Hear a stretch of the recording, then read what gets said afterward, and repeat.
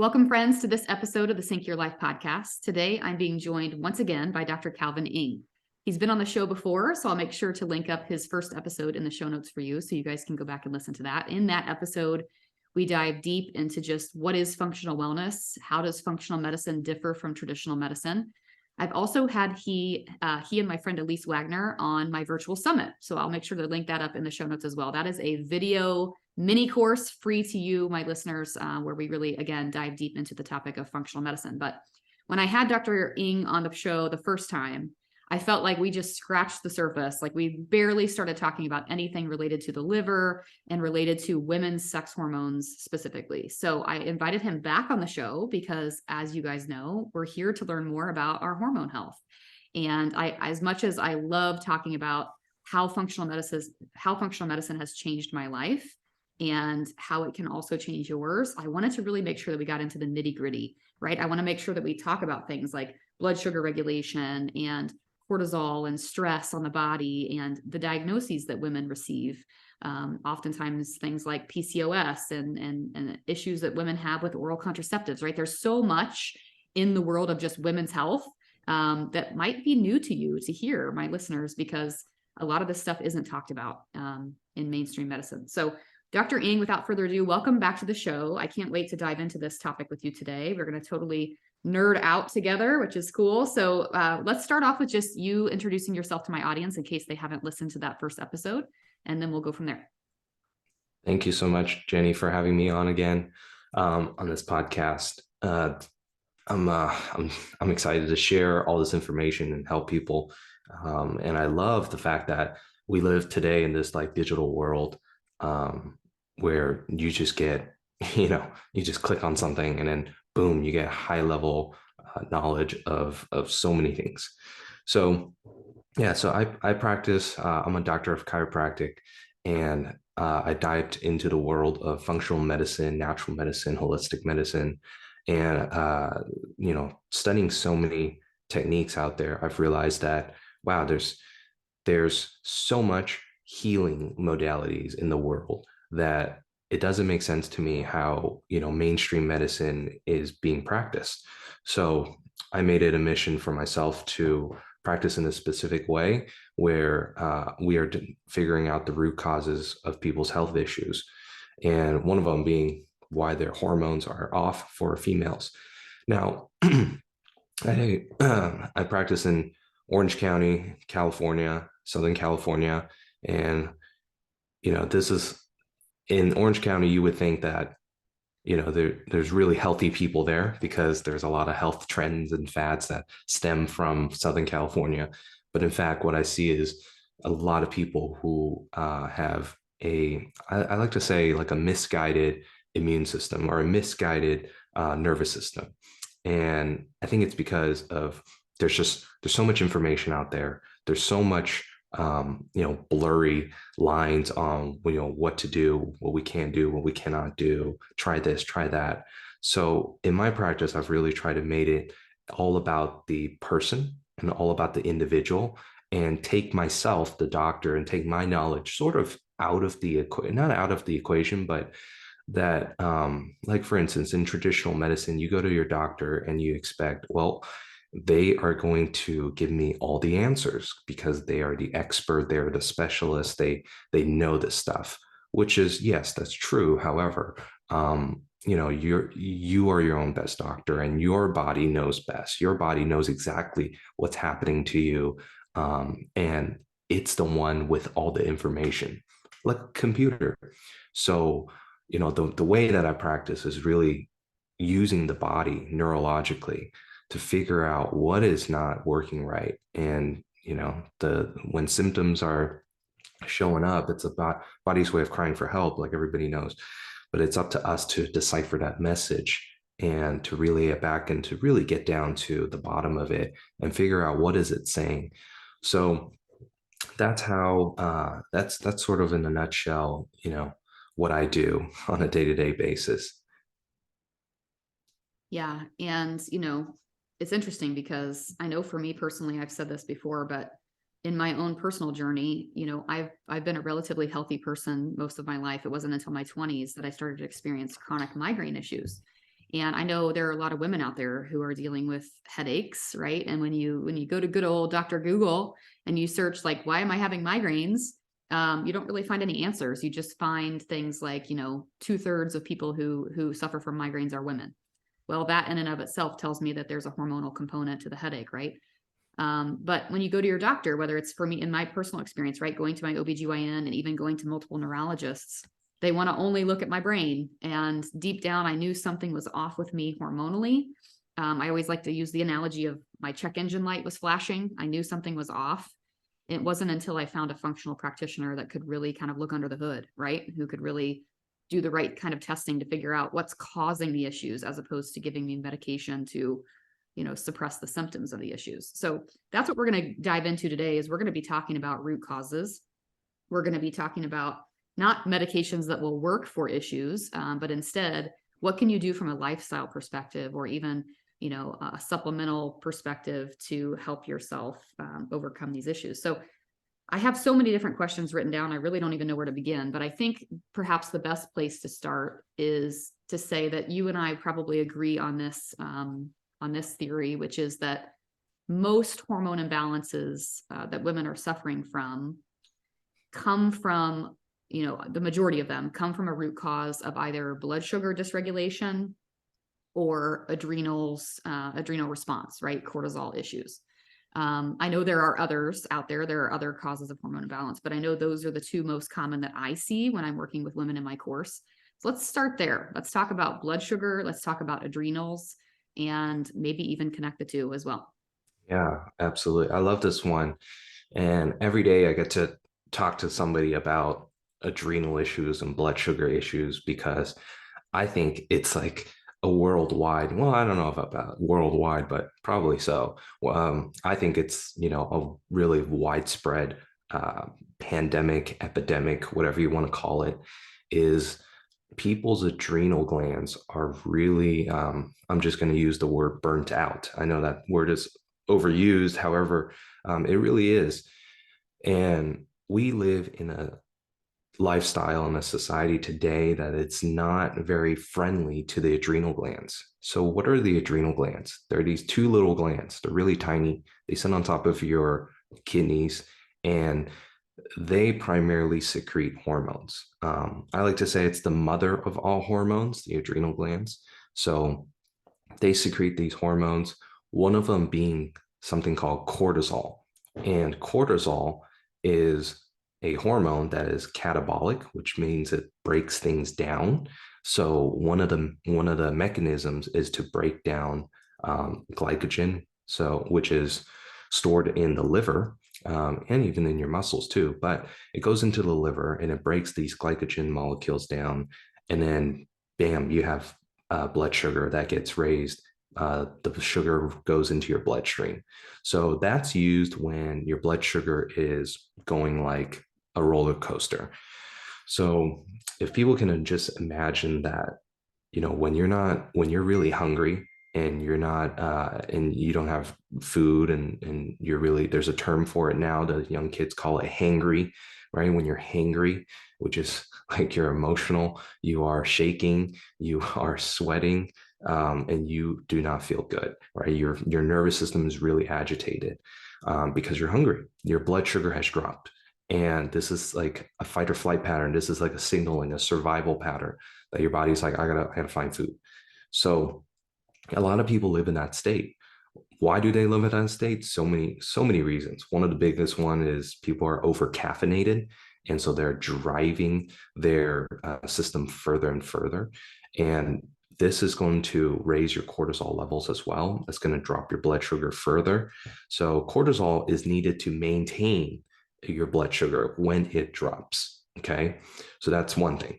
So cortisol is also released when we have high amounts of stress. And people nowadays have tons of stress, whether it's from marriage, their relationships, their kids, their finances, pleasing people in their families. So lots of, and worrying about, world events, economy, all these types of things. There's a lot of fear right now. There's a lot of stress right now. And it seems like every year, this stress is just more and more, if we really just kind of pay attention to it, right? And over time, what this does is it starts to break down. Remember, cortisol is a hormone that breaks things down. It starts to break down our systems. We're not supposed to live in this fight or flight mode, this high cortisol mode all the time. We are supposed to use it to our advantage, and then, quickly retreat, quickly get out of that state. That's what it's meant to do. Unfortunately, like I said, in this society, the things that we do, we live in a high cortisol state. And this causes things like blood sugar imbalance, where we don't have good control over our blood sugar. Now, sometimes on the other side of that, right, I talked about hypoglycemia, which is low blood sugar situation triggering a cortisol response. Now, you can also get the opposite effect. Remember, it's a roller coaster. You get the high blood sugar spike, and then you go, okay, well, that's insulin resistance, metabolic dysfunction. And what causes that? Well, we have processed foods, processed seed oils, okay, those vegetable oils and liquid oils, linoleic acid, and we have processed sugars, right? All those things will cause metabolic dysfunction and cause our cells not to respond well to the hormone called insulin. And I know this is getting a little bit in the weeds here, but stick with me here. Is that insulin is needed for your body to bring sugar back into the cell, out of the bloodstream, but into the cell. So when your blood sugar rises, naturally insulin is supposed to respond, which normally it does for a lot of people. And when people are diabetic, type 2 diabetes, or when they have insulin resistance, that insulin is like, it's like the key that to the door, but somehow that lock has changed and that key doesn't work anymore. You're going to find more keys or another key, something. You got to find something else. The body's response is to just raise insulin up even further, right? And this causes a whole bunch of issues. And let's just say the body rises more in insulin, and we have a reverse response, which is all that blood sugar just starts dropping again, right? So it's a roller coaster ride. So you go up and down, up and down, up and down, and people are living in this up and down, up and down, up and down state. It's funny how it's up and down, because one of the techniques that I practice called neuro-emotional technique, they talk about how the adrenal glands are related to like a set of emotions in the fire element in Chinese medicine. And adrenal glands, one of the emotions is up and down. So very interesting there.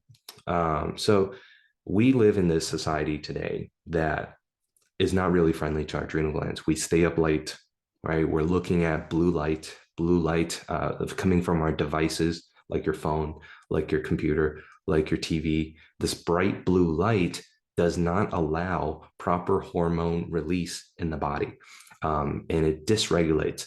Think about, I like to tell people, think about like using your phone in the sun. I mean, have you ever stared at the sun before? It's pretty bright.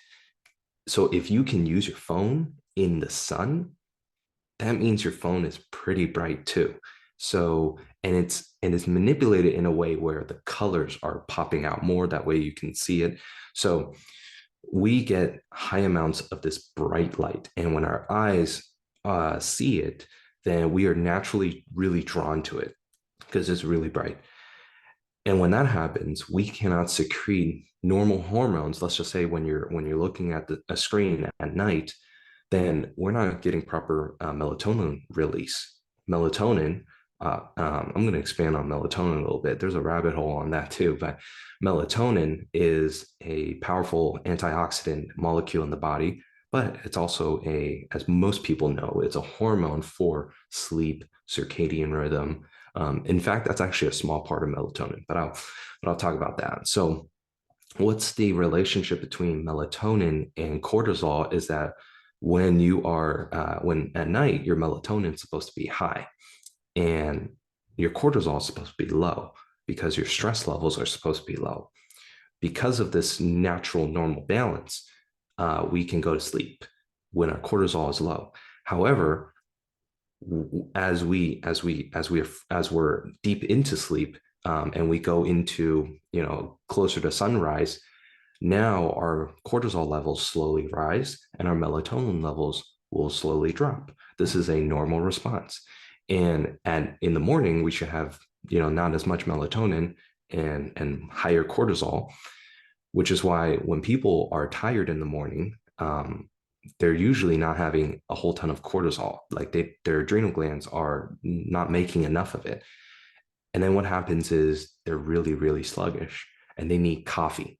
So now they're drinking coffee, they're relying on caffeine to basically squeeze. It's kind of like squeezing out the lemon, right? And you're like, ooh, I got to squeeze out. I got to use two hands now and squeeze every last bit of that. That's what caffeine and coffee is basically doing to the adrenal glands when it comes to cortisol. So, and then at 2 p.m., let's just say 2, 3 p.m., typically around those times, the afternoon crash, right? That's when Starbucks get busy again. You get that energy drop. People feel sluggish after, especially after lunch, right? People eat lunch and their blood sugar, it's like this. This is how their blood sugar works. In the morning, their blood sugar is supposed to kind of, or at least cortisol is supposed to spike a little bit. Their blood sugar is a little low and they need to eat breakfast, right? I suggest people to eat a high protein breakfast and they're supposed to eat breakfast. Sometimes people don't eat breakfast because I got to rush my kids to school. I'm late for work, right? I'm so tired. I basically snoozed until the last minute and I quickly got up and I got to rush to work. And now they're skipping breakfast, right? Or they give me an excuse saying that they're doing intermittent fasting, which I'm a fan of. It's a tool, but it shouldn't be a lifestyle for fixing everything, right? So now we're fasting, let's just say, and we're not eating properly, or we're on the go and you eat a bar, you drink a protein shake, or you do something really quick, you go through the drive-through, and chances are in that bar or that protein or in the drive-through, it's not something healthy for you. There's not a whole lot of protein likely. And now your blood sugar spikes. You're probably eating things with higher carbohydrate content, probably things with seed oils in it. And the blood sugar just goes crazy. So now you're feeling all right. Your blood sugar goes up. You had your caffeine and coffee. Now your blood sugar is up as well too. And then your cortisol is high. So now you're like buzzing around and you're feeling good and you're functioning. And then once all that wears out, during lunchtime, you get hungry, you eat, your blood sugar goes low, you eat, your blood sugar comes back up. And then you get this like reverse response, which is like now you get really tired because now your cortisol is really, really tanked and really low. And now the body's like, okay, I'm really sluggish. I'm really tired. I have no energy. And you go for your second Starbucks run and you go and then you try to kick that adrenal gland again in and again and bring those cortisol back in to help you again. So you see, it's like this cyclical pattern, right? And it's really not healthy for us, how we're living like this. So this lifestyle that we're living in it's not serving us. It's not good for our hormones, men or women.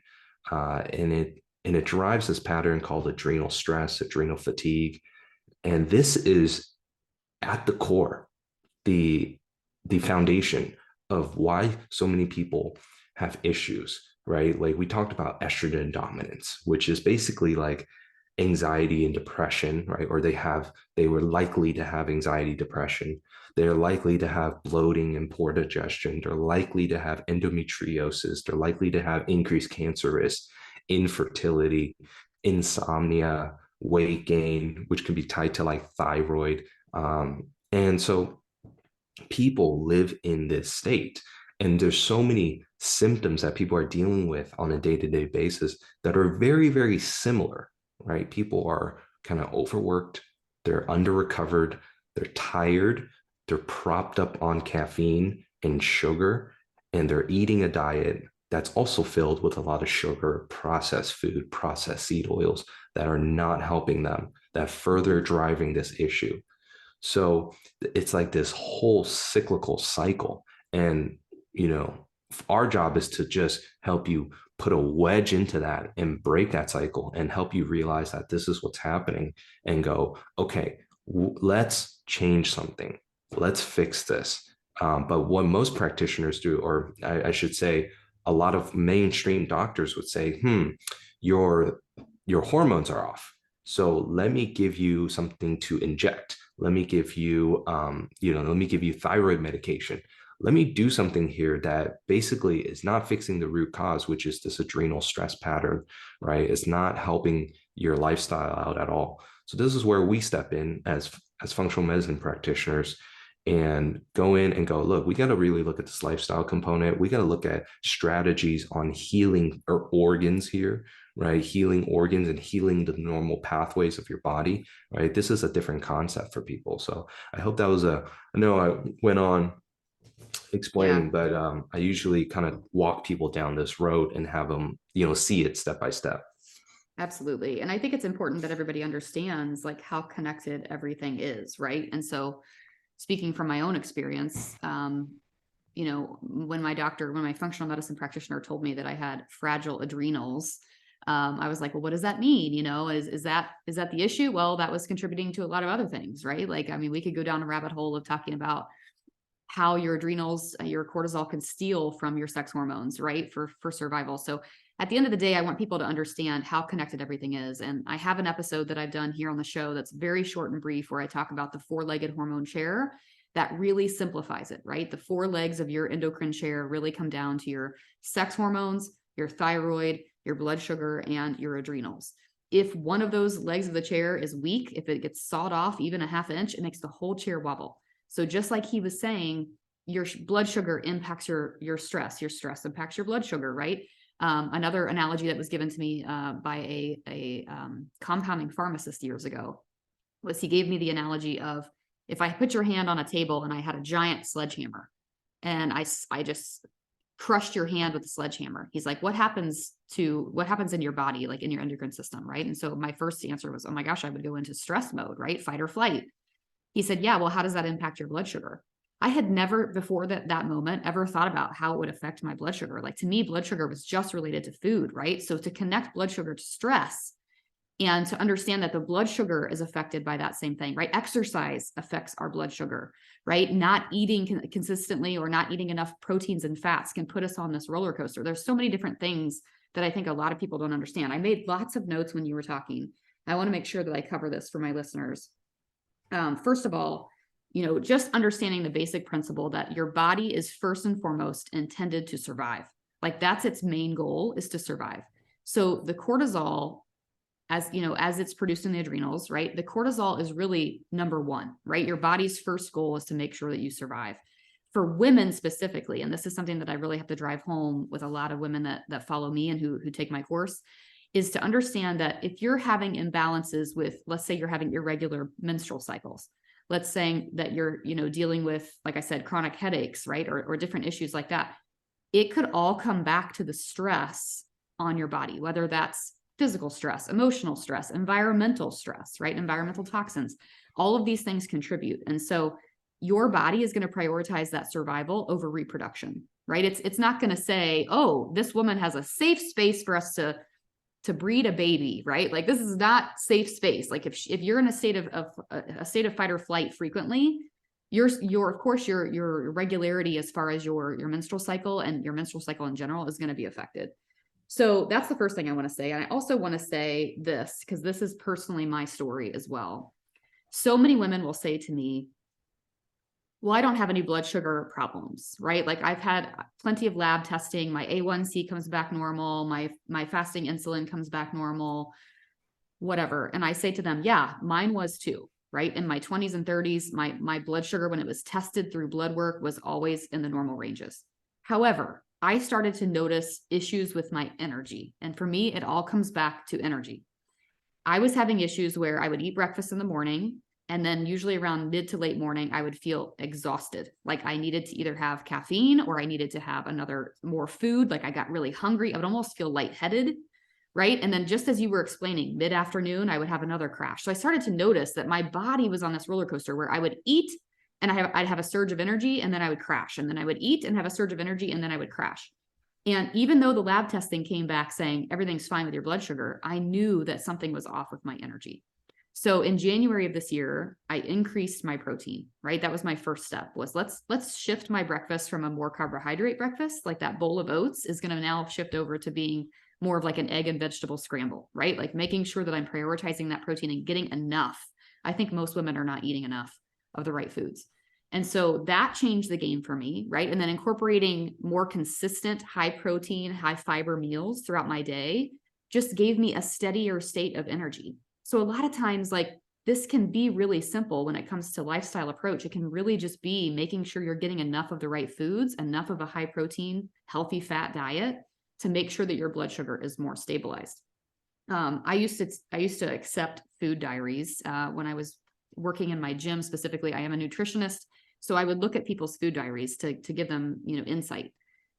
8 out of 10 women were skipping a meal, whether they were skipping breakfast or they were on the go for lunch and they were skipping a meal of the day. And of course, you would ask them about their energy and go figure, right? Like a couple hours after that skipped meal, they're facing an energy crash. So this is such a thing. And I just want people listening to understand that, like, even if your blood testing is coming back saying that you don't have type 2 diabetes or there's no extreme issue, fluctuations in themselves can be an issue. It can cause your body to once again say, nope, survival, right? Survival is what we're going to prioritize. So I want to make sure we touch on one thing, which is, I've had women who've taken my course who have said, I have a feeling something's off with my cortisol, right? I can't get out of bed in the morning. I'm really tired. I'm reliant on caffeine. But I want to talk about the fact that really there's two ends of the spectrum that can be happening. You could do the right testing. I like Dutch testing, right? You could be doing the right testing on your cortisol and to look at that pattern. And you might find that your cortisol is high, right? Meaning you're kind of in this state of fight or flight. You're in a stressed time of life. Or in my case, right, as an exercising female, my cortisol was in the toilet. Like, it was literally just like flatlined. I was not having a rise in the morning. And then that lack of rise was just flatlined throughout the day. So I've seen both ends of the spectrum. And ironically, when it comes to hormones, symptoms can be the same, regardless of whether it's high or low. So I'd love for you to touch on that for us too, so women can understand that they could either be dealing with high or low. Yeah, absolutely. And, I think I'll explain. I think for a lot of like functional medicine practitioners, they understand like how to explain this to their patients, that, you can be, high or low, too high or too low in cortisol, and you can still have the same amount of symptoms, or even the exact same symptoms. I like to tell people that, two people walk in the door with the same exact symptoms, they will 100% of the time walk out, with a different diagnosis. I don't typically give diagnosis, but they walk out with a different diagnosis and walk out with a different strategy and plan to address the root cause. And again, one of the things that like I said, that drive this pattern, right, is we have to look at your adrenal glands. And if your adrenal glands are completely just shot, for lack of a better word, now it's not going to make cortisol. It just does not have that capability anymore. Now it's going to try to, and there's other reasons for that too. But if you're in a state where you have high cortisol and you have those symptoms, right? Like, your body may be on its last legs and it is trying to survive, and it's the reserves, right? So think of it like, the checking and the savings account, right? And your adrenal glands, or all your organs technically, are like the savings account. And every day, everything that you do, every second of the day, all your cells are basically your checking account, and it's asking, asking your savings account, okay, hey, can I add some here so I can do this stuff? And when you eat, right, it's going to replenish the checking account. Then you throw some in the savings, right? Just like when you get paid. So, but let's just say you're not eating correctly, you're not living correctly, or I shouldn't say you're living correctly. That sounds kind of bad, but you're not living optimally and thriving. Now, what happens is you're gonna rob your savings account in order to feed all the processes that you need to, all the checks you need to pay for it via your checking account. And I want to kind of go back into the cortisol thing. And let's once again not look so myopically into just the adrenal glands. Let's look at the other organs as well. Like I saw talked about the thyroid. Okay, one of the issues with the thyroid, a lot of women get hypothyroid. They even get hyperthyroid. They sometimes develop autoimmune thyroid. That seems to be another epidemic, is autoimmunity, and one of them being thyroid is the one. And when people get their labs checked, they realize that, wow, my thyroid hormone is low, my TSH is off, let's just say, and there's actually signs of autoimmunity, which is, if you see on the lab, most practitioners don't run it in a mainstream medicine world, but if you find a good functional medicine practitioner, they'll run a full thyroid panel, where you get to actually see autoimmune markers and things like that. So a lot of people come into my door with Hashimoto's and hypothyroid issues, and they also have an issue because we have to think from a high level. All these organs talk to each other. And again, I don't want to get too deep in the weeds here, but your thyroid is needed. Their thyroid hormone is needed for proper metabolism. Your thyroid hormone is needed for proper hormone release. Your parathyroid is needed for proper detoxification. One of the biggest root causes of why people have autoimmune issues and why people have this high cortisol and eventually maybe even this low cortisol state is because there are environmental toxins that they're exposed to. There are pathogens, hidden pathogens that they also have in the body, which is something that is huge. These two things are also huge in my practice. Environmental toxins, things like pesticides, right? Microplastics. These are what's called endocrine I can't talk right now. Endocrine disruptors, right? Or xenoestrogens. And these are basically like fake estrogen like compounds, right? And they're in like your cosmetics, they're in your food from plastics, wrapped in plastics, or even pesticides, herbicides, forever chemicals, PFASs, right? So there's so many toxins like that we're exposed to every single day, which also comes from like oral contraceptives, right? These are all the things that are toxic on the body. And when we have xenoestrogens, what that does is our bodies, men and female, we are in a more estrogen dominant state. It just pumps the body full. It's as if somebody came up to you, gave you a shot of estrogen. That's kind of like what's happening in the body.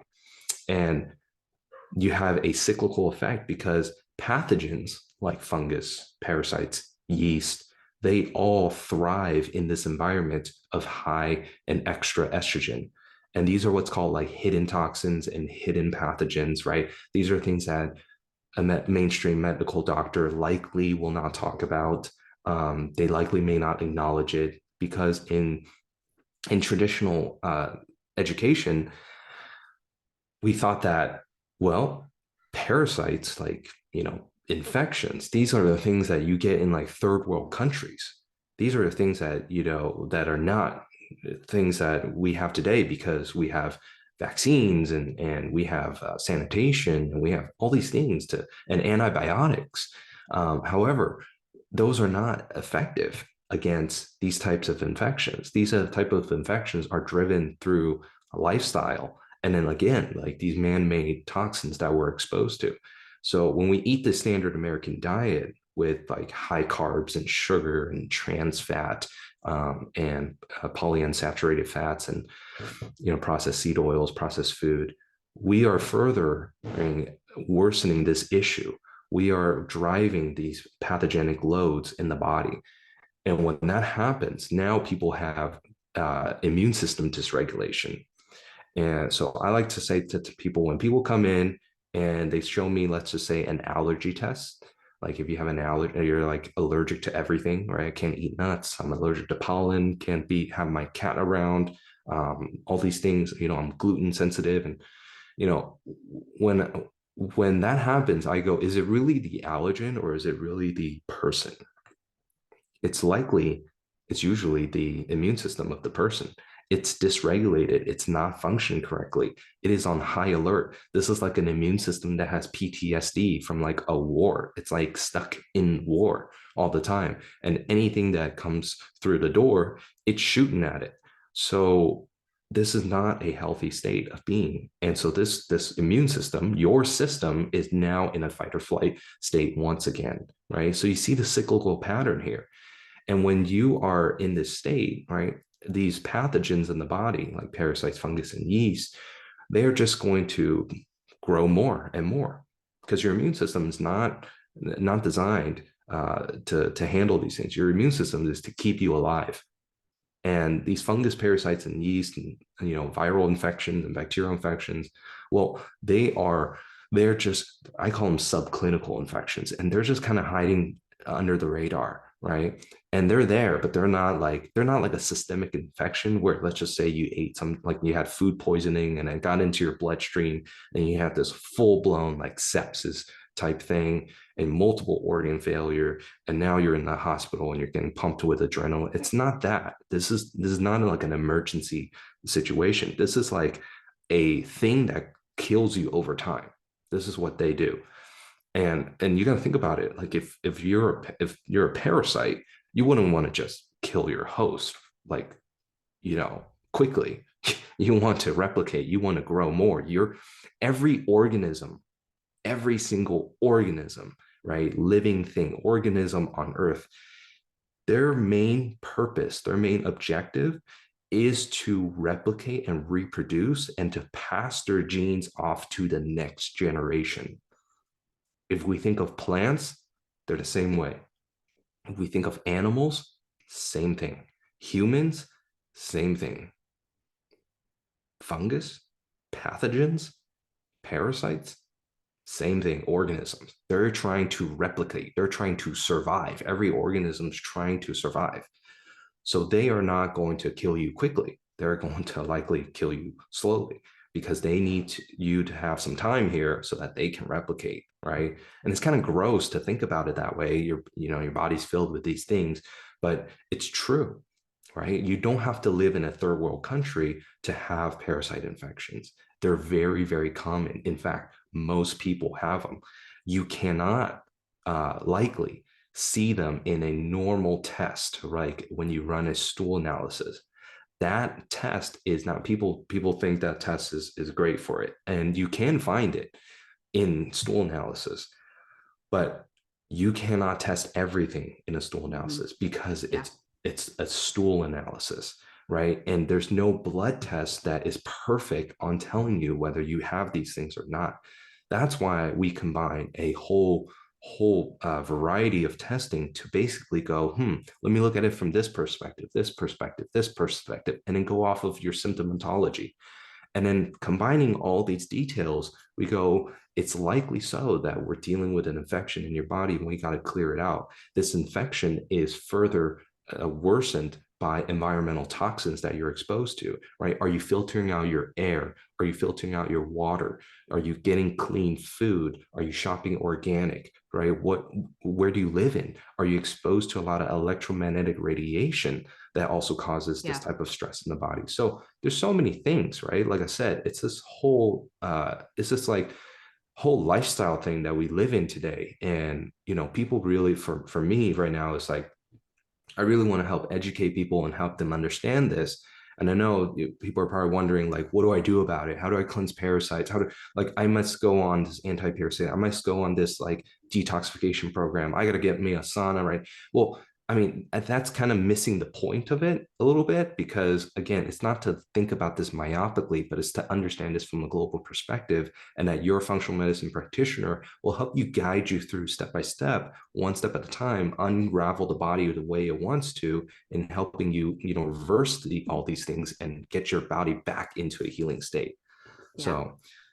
Yeah. And I mean, that's perfect, because the one thing I want people to understand is, every person is unique, right? Every person's deficiencies or root causes are different. So working with your practitioner is going to be number one. A few things that I want to come back to, because there's so many different directions we could go. But one thing that I want to point out is I did an interview here on the podcast with Dr. Michelle Jorgensen, who is a functional dentist. And she really enlightened my world as far as my own personal health, because she talked about things like parasites living in the gums of the mouth and how common that is and how much she sees it. I think she says on that podcast over 70% of the 3D imaging that she does beneath the gums indicate a parasite. It was really eye-opening for me. Yeah, it was eye-opening for me because I started following this doctor, this functional doctor on Instagram a couple of years ago, because she specializes in talking about migraines.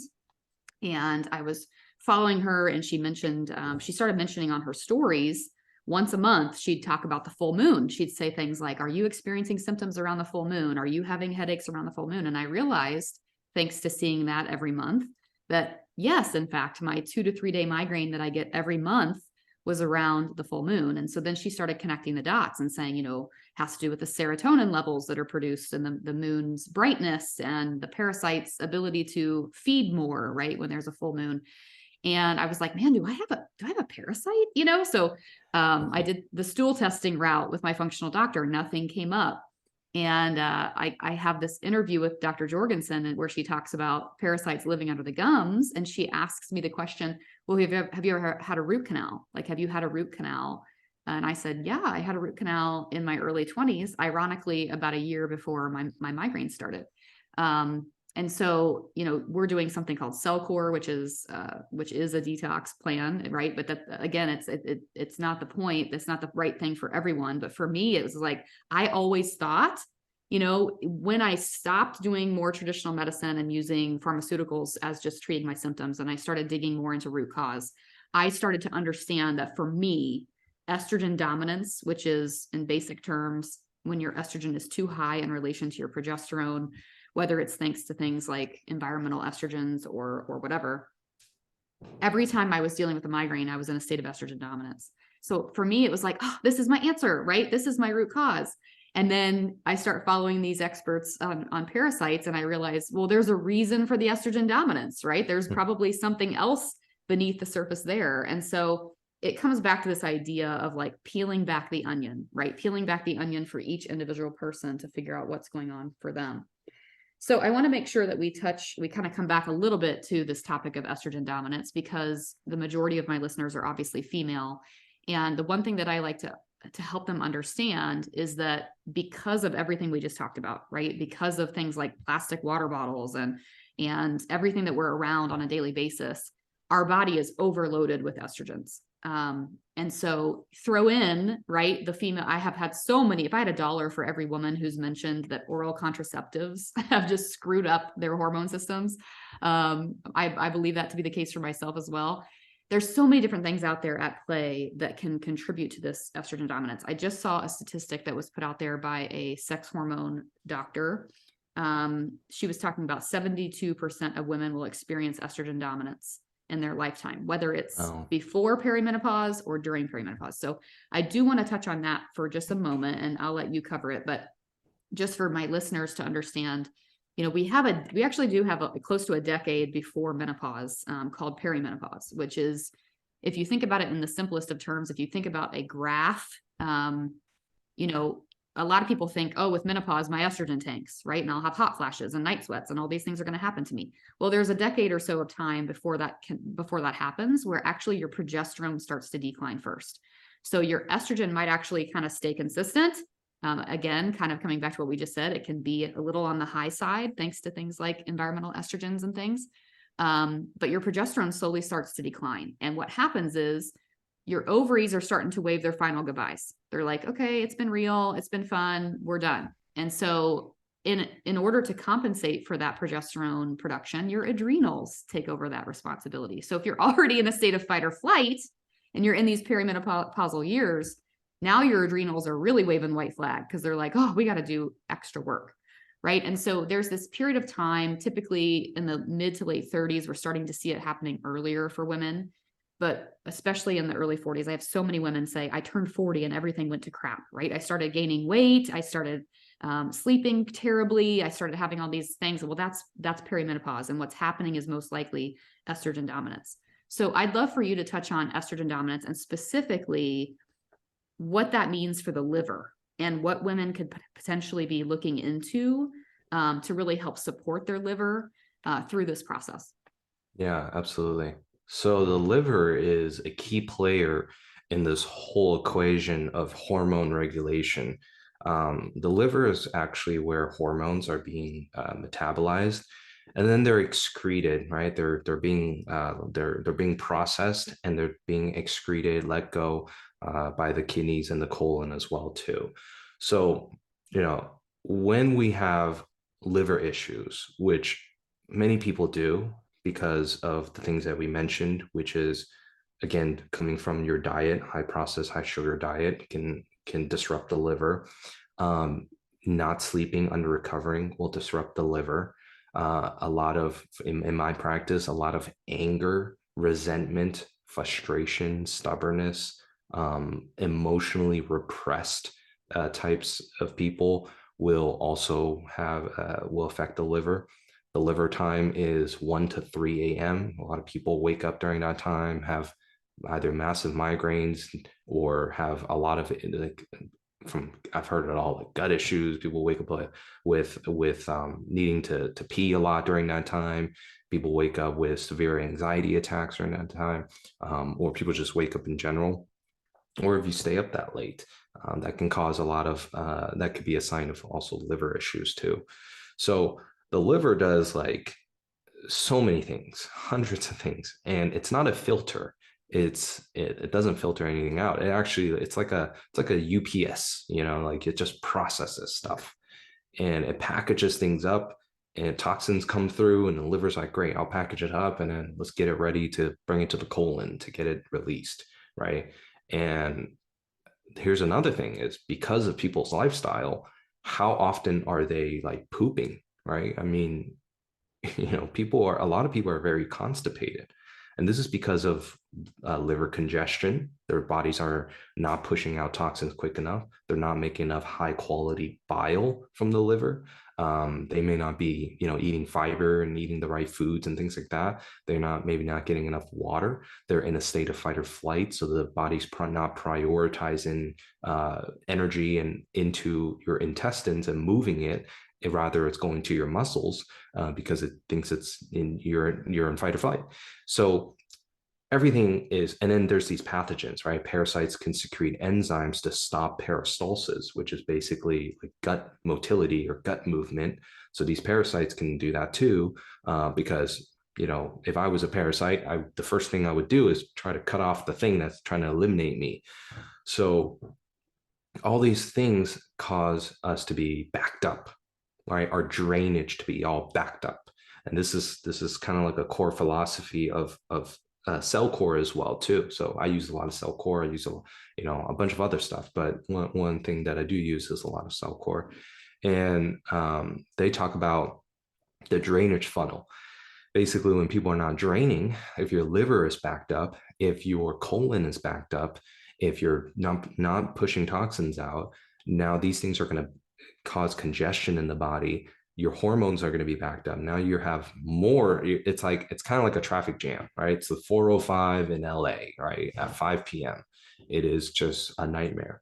So your body's like, there's too many things for me to process. I can't do it. And then occasionally, and then because you're so stressed out, maybe you want the glass of wine at night or the bottle of wine, depending on, what you do.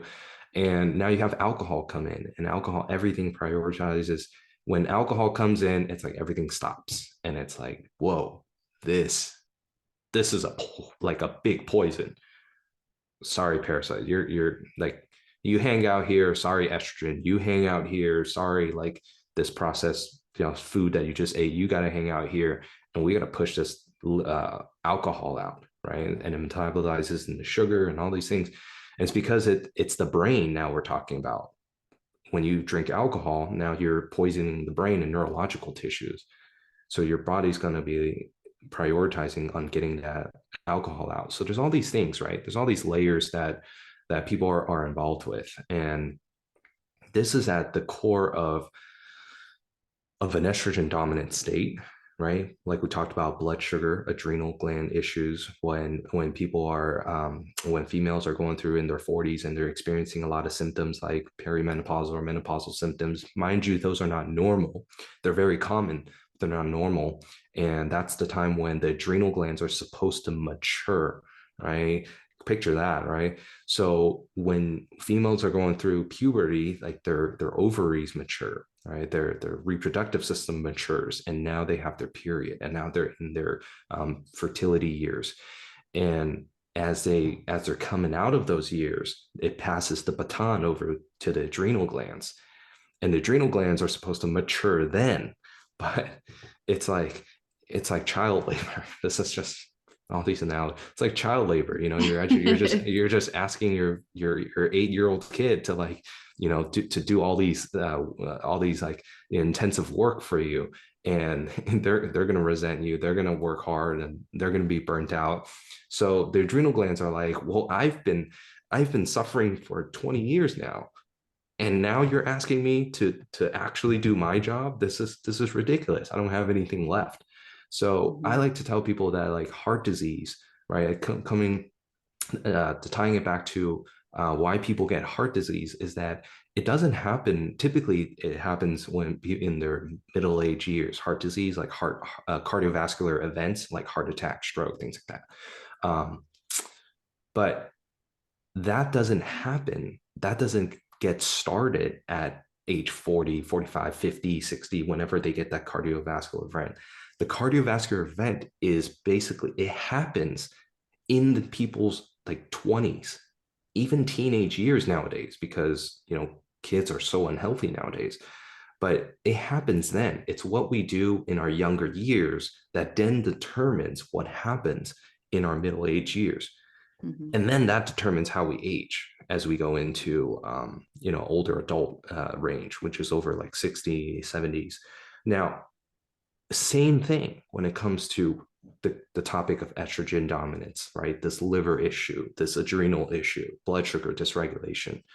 What we do in our 20s, 30s determine what happens in our 40s, 50s, 60s, etc. Some people might be thinking, gosh, I'm doomed. There's no hope for me. And no, there is hope for you. There are ways to heal the body. What we have to understand is how to heal the body, what to heal, what system to heal first, right? What to do. So my thing is, if we can help you open up your drainage, open up the liver pathways, lower the burden of your liver. We know that the liver can regenerate cells. It is actually one of the areas in your body that probably, I think it might be, I'm not exactly sure on that, so don't quote me on it, but it is, I know for sure, it is one of the areas in your body that does regenerate very well. So probably because the liver is very important. So your liver can regenerate. Okay. And however, we have to take away all these roadblocks, right? Like your diet, like the toxins that we're exposed to. If we have pathogens, we have to clear them. If you have constipation, well, we got to work on that. And we got to get you pooping again. If you're not having an ability to sweat and push toxins out, well, we got to help you out with that. These are things like where strategies come in, like infrared sauna and castor oil packs and coffee enemas and colonics, right? And now you have supplementation and herbs and, doing your lemon juice and warm water in the morning, right? The things that you eat. So now you get to combine all these things because you understand from a high level that, oh, my liver is involved. That's why that's why I'm in estrogen dominant state. Okay. It's also my lifestyle, right? Okay. And then understanding it from an emotional piece, which is like I talked about in the adrenals, it's up and down, feeling up and down, can't figure it out, muddled instability. In the liver, it's going to be anger, resentment, right? Frustration, right? And then in the reproductive organs, a lot of that is like repressed emotions, non-emotive. And then in the thyroid, I talk about people's ability to speak their truth because it sits on the throat chakra. So some people link that. But it's also related to, loss and vulnerability, muddled instability. So all these systems, right, from an emotional perspective, this is what I call like separating physical, chemical, and emotional, right? And tying all these things together and going, this is what we need to do. This is the lifestyle. There's no exactly one way to go, but we have to address all these individual avenues, right? So Yep. Nope, I Yeah. went down the right rabbit hole there. Yeah, yeah, absolutely. And I want women especially to understand, especially because I know women in their late 30s to 40s are, they're experiencing maybe new symptoms, or they feel like their energy is off, or they're relying on that caffeine, or most commonly, this is what I hear. I'm doing all the things I did in my 20s. I'm exercising 5 or 6 days a week. I'm lifting weights. I'm eating healthier, and the weight is actually coming on, or it's not coming off, right? I'm starting to gain weight. I'm starting to feel more lethargic. And when you think about it in terms of how we've just described all of this, it makes sense, right? Because I like to say, Dr. Stacy Sims uses this phraseology. She says, you could be working against your female physiology, right? Like as your adrenals are starting to take over more for that sex hormone production, they're extra taxed. What do most women do? They work harder, right? They start working harder in the gym, or they cut back more on their calories and their food, putting their body into a higher state of stress, which kind of comes full circle to how we started. So, I always like to say, it could be that you're doing the opposite of what your body really needs you to do. And I know so many women who say, they're not regular with their bowel movements. They might go to the bathroom once a day at the most. A lot of women experience cyclical issues with bowel habits, right? When it gets to their period, they might empty out more, but around ovulation, which is when that estrogen is high, their body's holding on. So they're not excreting enough, which contributes to the whole luteal phase issues, right? It contributes to the estrogen dominance. So I want to be mindful of your time. I have one more question for you, but if you have patience, we are happy to move on. What does your time look like? Yeah, we can go on for another like 5 minutes. That's fine. Okay, I got one more question for you. This is just something that I want to make sure we touch on, because this is a common question that I get, which is, there are a lot of diagnoses out there in the traditional medicine world, especially related to things that women deal with, things like endometriosis, things like PCOS, polycystic ovarian syndrome, these sort of labels that are given to women. And I know I've been in the boat before where I leave a doctor's office and I'm like, oh, thank goodness there's a reason for my issues. It's called PCOS, right? And then you go home and you get on Google and you're like, what's PCOS? And all you come up with is just a set of symptoms. And I want women to understand that these diagnoses are really just a label for those symptoms. And what we really need to do is, once again, peel back the onion to figure out what's causing those issues, what's causing that irregulation with your menstrual cycle, for example. So can we touch on that for just a moment, and anything that you might want to contribute as it pertains to like oral contraceptives and the connection there? Yeah. Oral contraceptives. That's definitely a big kahuna. It is not normal for us to disrupt this normal physiology happening in the body. It is, it's now become an even more, I guess like a controversial subject, right? Talking about politics and all this stuff getting thrown in there. But at the core of it, let's just stick to the science, right? Let's stick to that basic physiology. Is that when your body is your body wants to make estrogen, and estrogen is helpful for fertility issues, right? Or fertility purposes. And then there's this other hormone called progesterone, which is to help you, keep, let's just say when you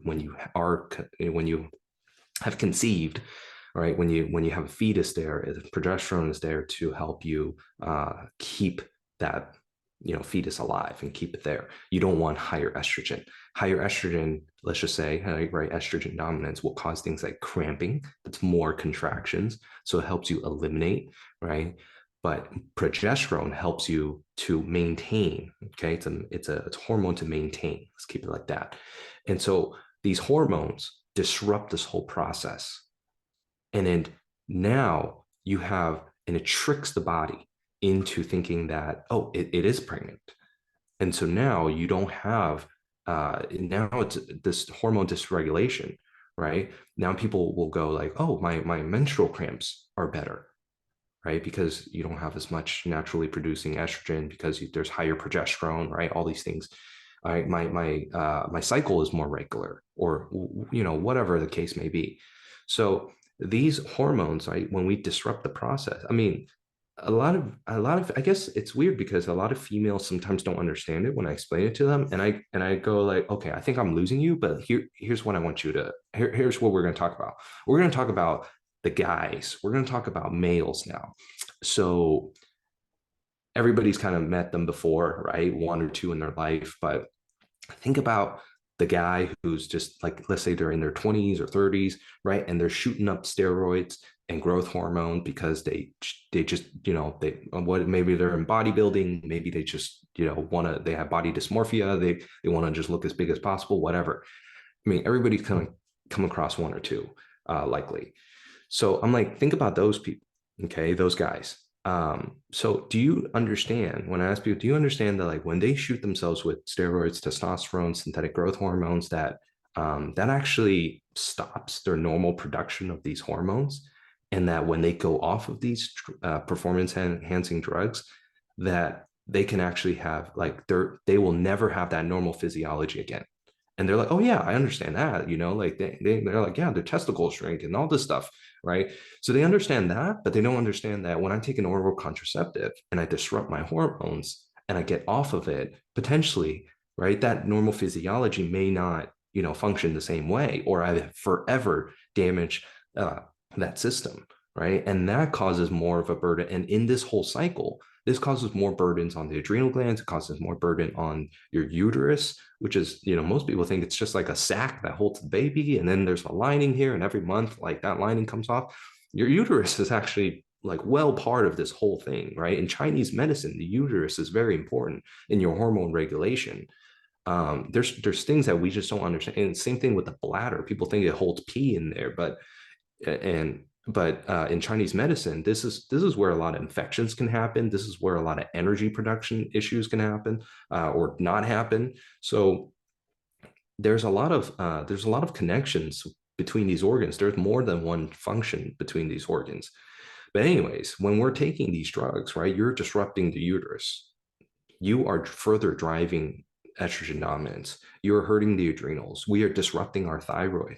We are then for sure 100%, we are going to burden the liver, right? And this overall damage now creates a whole cascade of issues.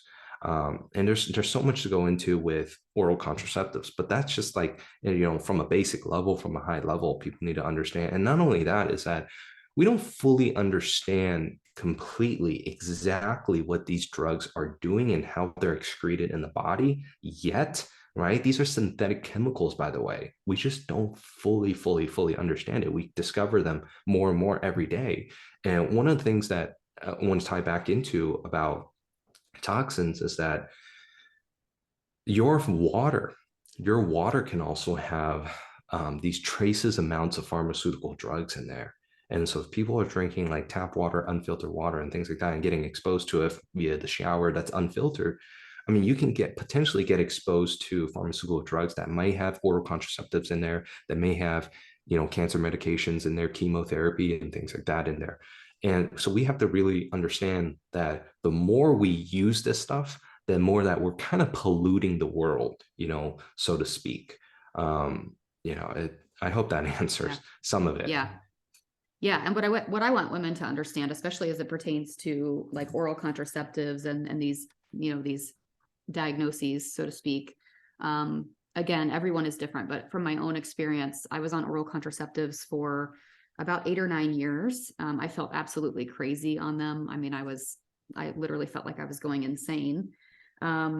And when I came off of them is around the time that like my headache spiraled out of control, and I started noticing I had really painful periods, right? And I started having all these issues around irregular cycles, and my doctor gave me the diagnosis of endometriosis, and then I had endometriosis surgery, and then after that surgery, I'm told, well, you have PCOS. We don't know if you're ovulating regularly, right? There were all these different things. And I'm not here to say that this is anybody else's issue. This is my story. But I believe that oral contraceptives played such a huge role in that, because now what I know about myself is that my liver doesn't detoxify well, right? It doesn't, the drainage pathways are something that I'm working on through things like cell core and whatnot.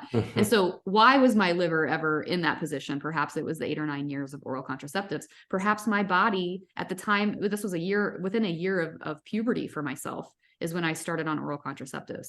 And so perhaps my body never figured out how to produce progesterone. Perhaps it never figured out how to ovulate properly. And then in my mid-20s, I came off of it and my body was like, woo, like we have no idea what's happening, right?